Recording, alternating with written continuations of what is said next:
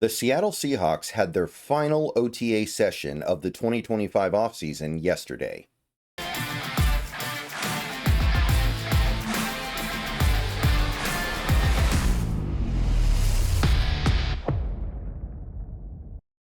What's going on, everybody? Good morning. Hope you guys are doing well today. Happy Friday. And the Seahawks have wrapped up their offseason OTA sessions, their organized team activities.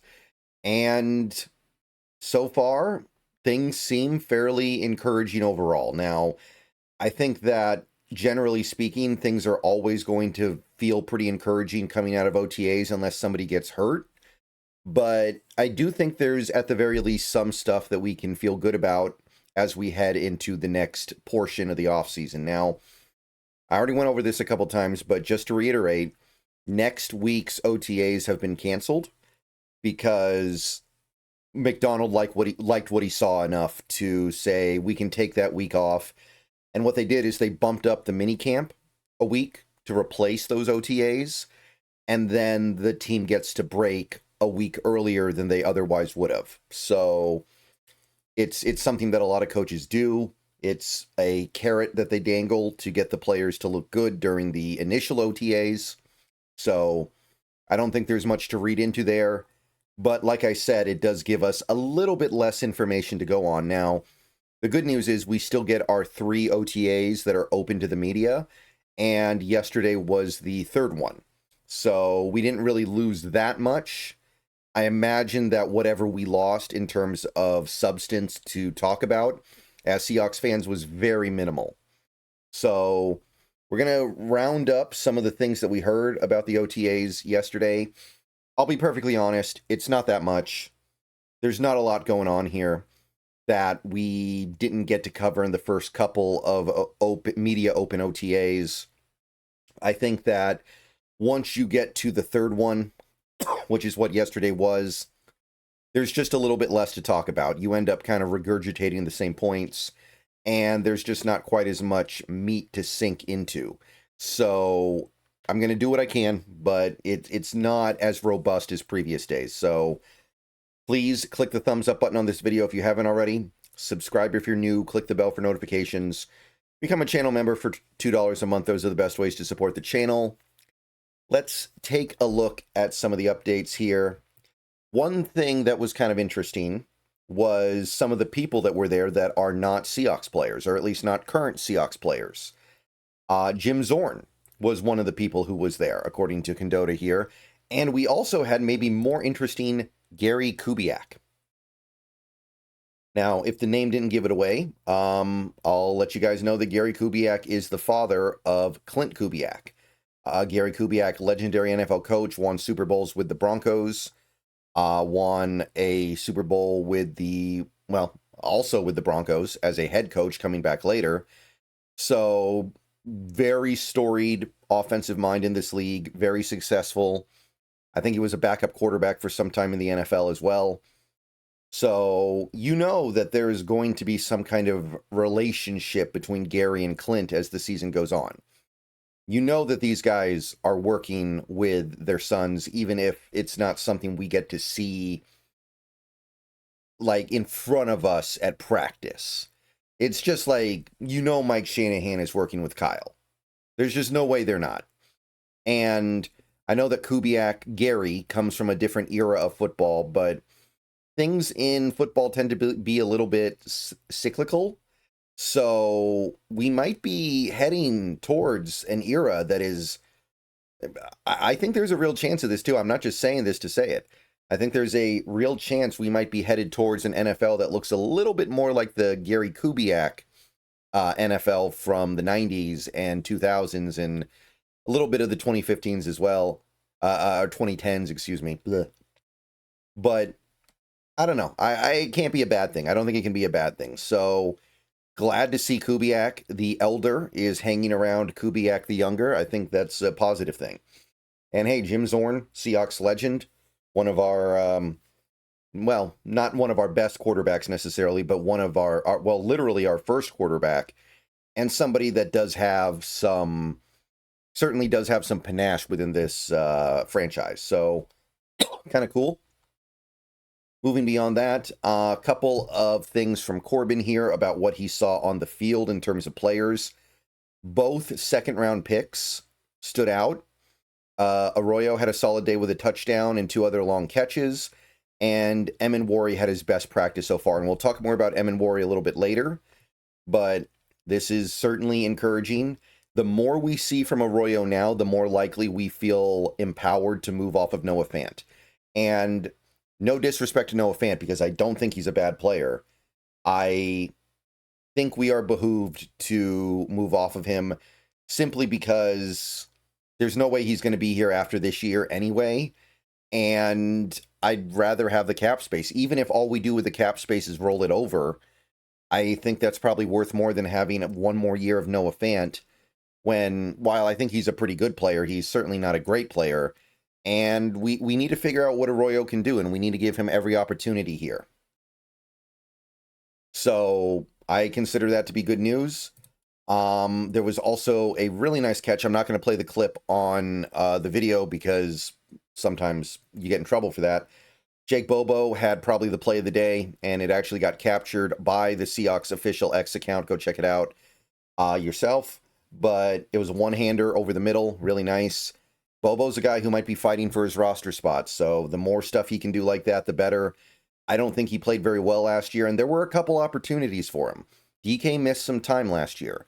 Lockett was not super productive, especially as the season wore on. There were opportunities for Bobo to take the reins and say, hey, I'm going to be a part of this offense. I'm going to do stuff that proves that I belong in this offense is more than just a 15 to 20 snap a game player. And he really, I don't think, did. I saw more life from Cody White in the 1 game Cody White got to play in than I saw from Bobo pretty much the whole year. So good to see. Good to see. We also got some stuff from Ernest Jones that I think is worth exploring. He was probably the featured guy in terms of press conferences with the media from yesterday. So according to him, his knee surgery is going as planned. Hasn't yet done any team drills, but he has done individual drills and walkthroughs. So maybe he's not 100%, but he's close. So I like what I hear there. I'm not worried about anything yet. And there's one other element here, and Brady Henderson talked about this a little bit. According to Jones, he's been playing through a knee injury the last 2 seasons. So even at less than 100%, he's been a very effective player in this league.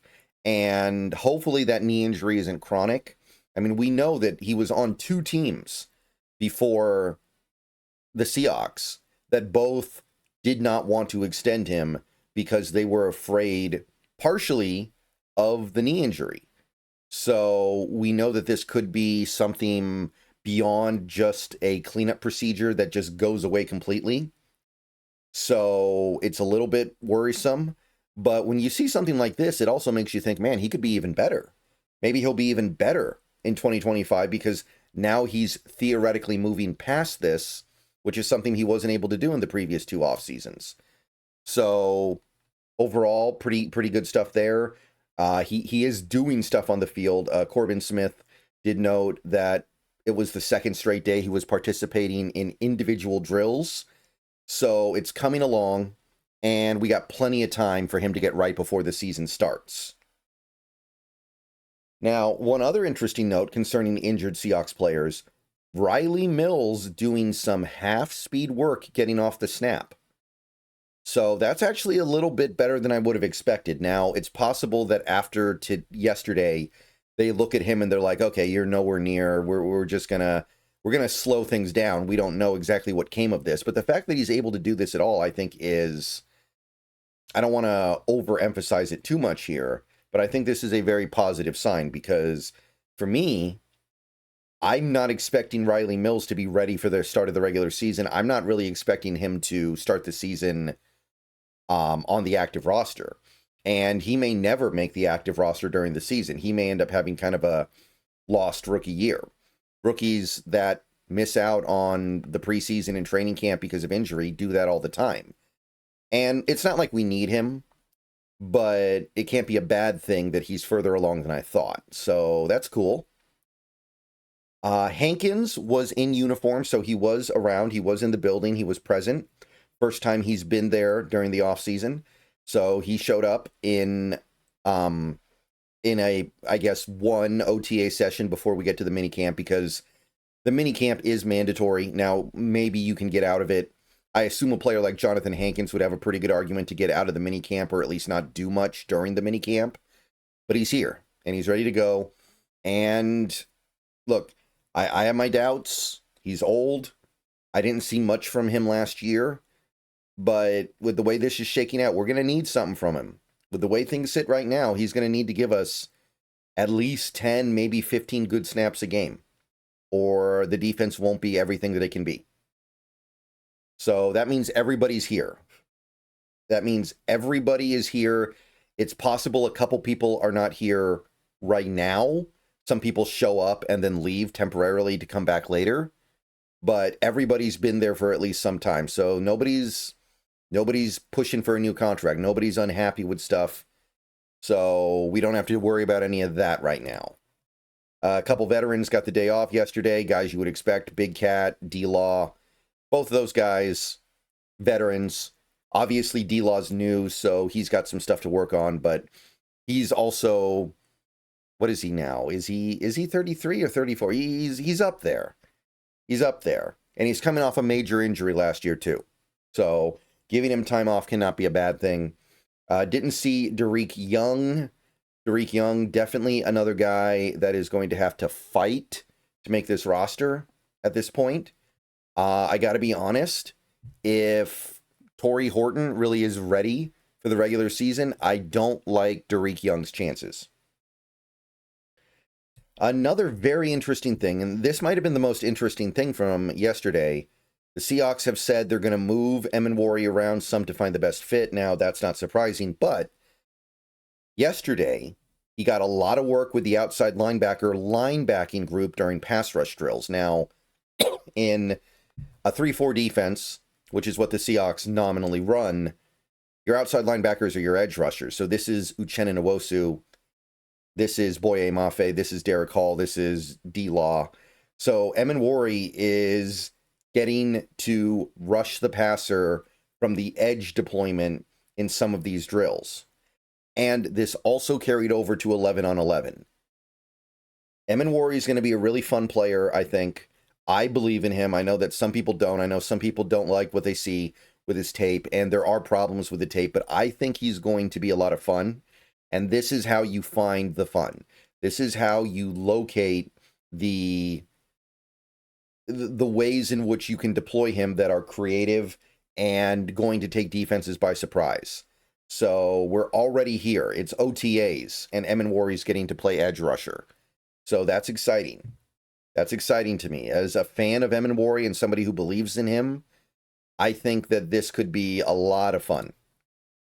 Final thing, special teams note here. Steven Sims continues to get a lot of punt return work, according to Condota. Horton will factor into that as well, but he's still limited after knee surgery. So for the moment, Steven Sims is doing work returning punts. Now, he was a guy I did not have on my initial 53-man roster. I had him on the practice squad, but if he ends up being the only guy that can take punts, then you don't really have a choice. Remember, we didn't bring back Jalen Darden. He's still out there as far as I know. Maybe we're going to bring him back with like a month left in the offseason in case we can't find something else. But there's still a possibility that Steven Sims lingers around for at least a little while just for return stuff, which that's going to crowd the receiver room even more. That's why I said what I said about Bobo. It's not just about Bobo the player. It's about, okay, we can only have 6 receivers on this team at most, maybe 5, but let's say 6. Everybody's got to find something to do, or else what are you doing on the team? So Steven Sims could end up being that sneaky sixth receiver just to do punt return stuff, because Horton's not going to get cut even if he's not healthy. You keep him around for sure. And at this point, I don't think there's going to be any stashing him on IR because he looks close. So hopefully he's able to do the punt return stuff, but worth noting. And that's about it That's all I got. Not as much as the last couple days, but still pretty robust. See you guys later. Go Hawks.